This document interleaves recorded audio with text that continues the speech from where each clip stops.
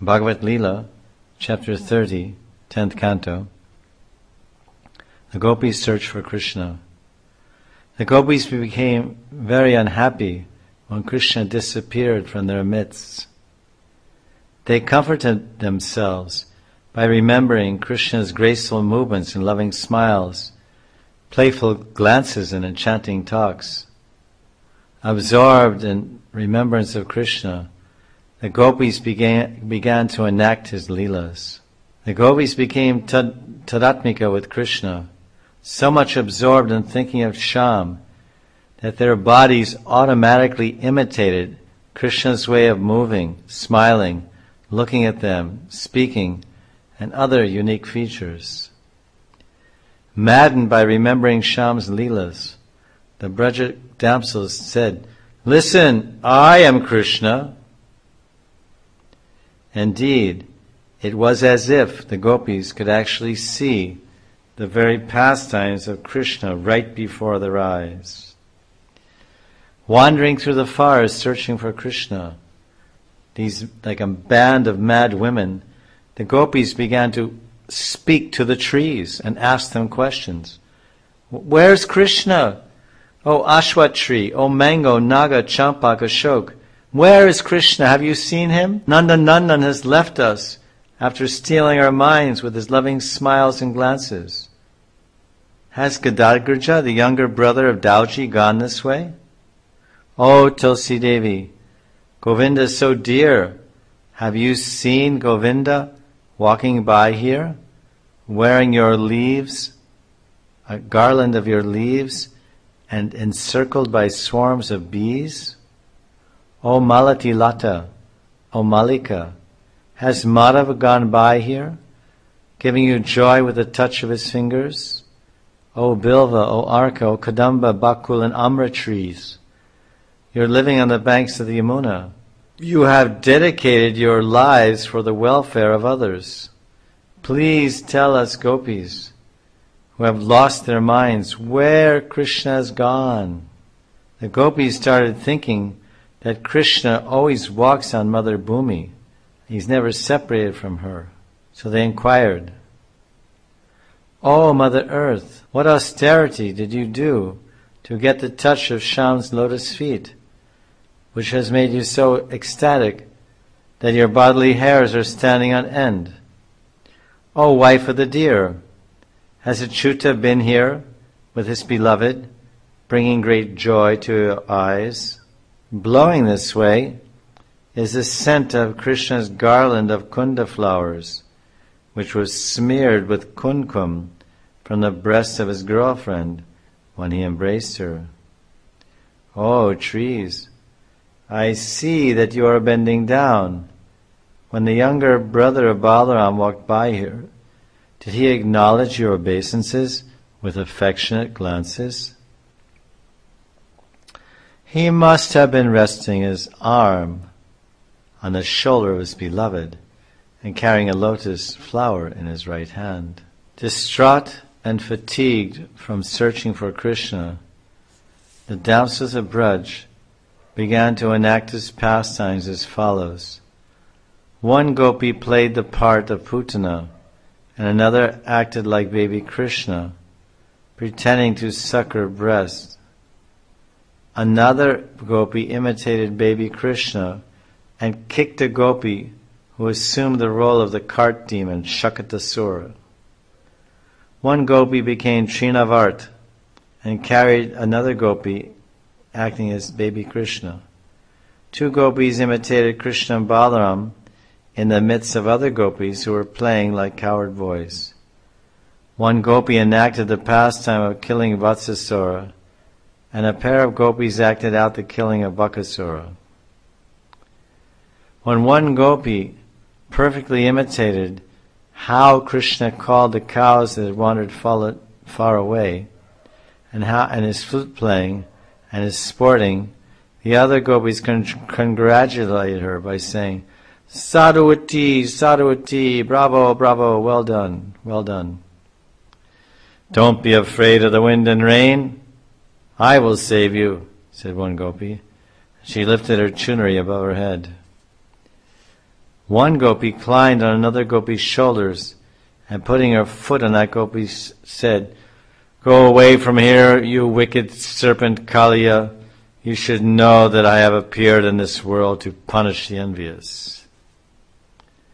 Another gopi spoke up, "My dear coward boys, close your eyes. I shall protect you from this raging fire."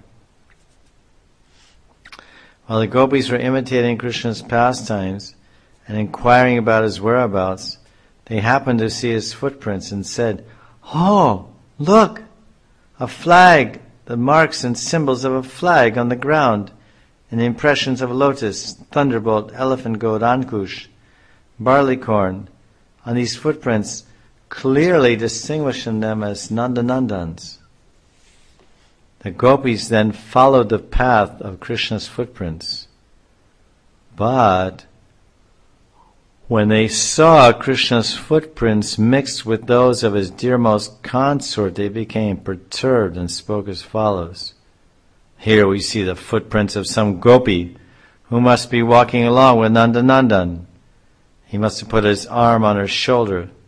This gopi has perfectly worshipped Govinda, for he was always so pleased with her that he abandoned the rest of us and brought her to a secluded place."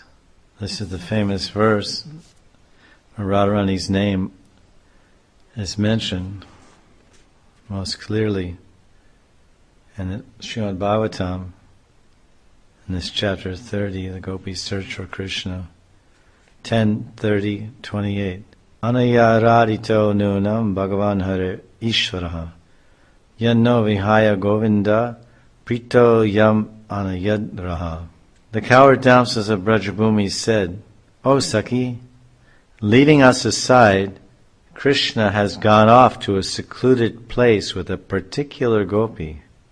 That gopi must truly be expert in worshipping Anayaradito, Krishna, for Krishna was so pleased with her service that he has left us all behind." So this verse is, of course, alluding to Srimati Radharani as the best of all abodes of Prem, the Premashraya. This is the key Bhagavatam shloka glorifying Radharani. Another translation. "O Sakhis, Sri Radhika is much more fortunate than all of we Sakhis. Radhika has surely performed the highest aradhana of Bhagavan, Sri Hari. Thus she has received the name Radhika. That is why, being very much pleased with her, Govinda has left us in the Rasastali and went off with her to a solitary place. Hey, Sakhis, the footprints of this special gopi disturb us. Of all the gopis, only she was taken alone to a secluded place where she is enjoying Shyam's lips. Look, we cannot see her footprints over here. It is obvious that the twigs and pebbles were hurting the tender soles of her feet, so that lover lifted up his beloved. Look, in this place, Shyam's footprints are pressed more deeply into the ground. Carrying his beloved on his shoulders must have been difficult for him. Over here, that intelligent boy must have put down his lover to gather some flowers. Here, Shyam has left the impressions of only the front part of his lotus feet, because he was standing on his tiptoes to collect a flower from high in the trees. Certainly, Shyam sat down here with his beloved girlfriend to arrange flowers in her hair. The lusty boy must have made a crown for that lusty girl out of the flowers that he had collected. Sri Krishna enjoyed with that gopi. Although he is self-satisfied, enjoys unlimitedly within